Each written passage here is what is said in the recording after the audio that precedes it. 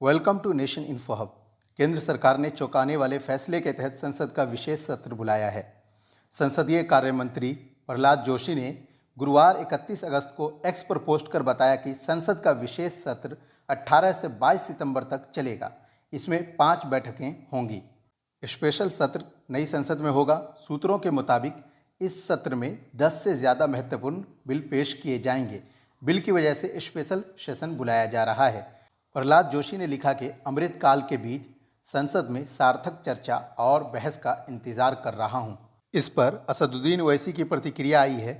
आप आगे वीडियो में देखिए कि असदुद्दीन ओवैसी ने इस पर क्या कहा। सर, जो पार्लियामेंट का विशेष सत्र बुलाया जा रहा है, इस पर आपका क्या कहना है? ये जो पार्लियामेंट का स्पेशल सेशन बुलाने का जो अनाउंसमेंट मोदी सरकार ने किया है, हम इस बात का उनसे डिमांड करते हैं कि ये अमृतकाल का स्पेशल सेशन सरकार कह रही है, तो इसमें हमने भी सरकार से डिमांड किया था कि चीन जो डेप्सांग और डेमचौक में भारत की 2000 स्क्वायर किलोमीटर पर कब्जा करके बैठा है, इस पर एक कॉम्प्रिहेंसिव डिबेट होनी चाहिए स्पेशल सेशन में, क्योंकि ये देश की जमीन पर चीन कब्जा करके बैठा है और गोगरा, हॉट स्प्रिंग, पोंगसोंगसू लेक में हम ऐसे 25 पेट्रोलिंग पॉइंट्स को खो चुके हैं। तो हमारा पहला डिमांड मोदी सरकार से होगा कि चीन जो हमारी जमीन पर कब्जा करके बैठा है उस पर एक कॉम्प्रिहेंसिव डिबेट हो।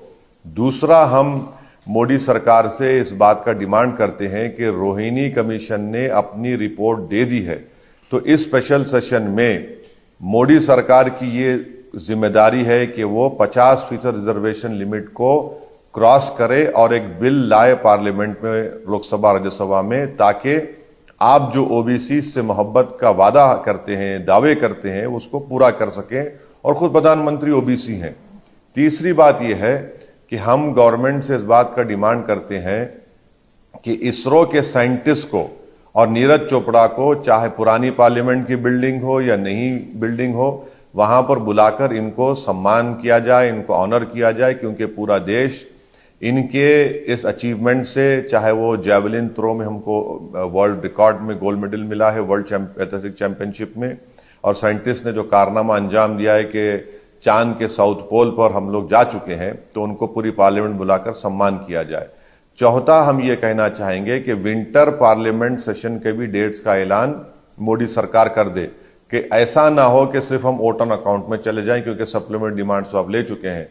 और आखिरी बात, जो मीडिया में ये स्पेकुलेशन किया जा रहा है सोर्सेस के बुनियाद पर कि 1 नेशन 1 इलेक्शन होगा, मैं ये कहना चाहूंगा कि ये अगर बिल लाया जाएगा, मुझे नहीं मालूम क्या एजेंडा होगा, लाया जाएगा तो ये अनकॉन्स्टिट्यूशनल होगा, क्योंकि फेडरलिज्म भारत के संविधान के बेसिक स्ट्रक्चर का हिस्सा है।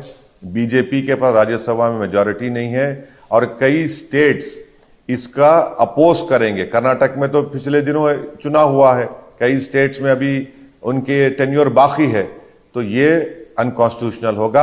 अब देखना है कि स्पीकर साहब की मीटिंग में क्या एजेंडा होगा, मगर हम मोदी सरकार से डिमांड कर रहे हैं कि चीन पर कॉम्प्रिहेंसिव डिबेट हो। चीन 2000 स्क्वायर किलोमीटर पर कब्जा करके बैठा है। रोहिणी कमीशन की रिपोर्ट आ चुकी है।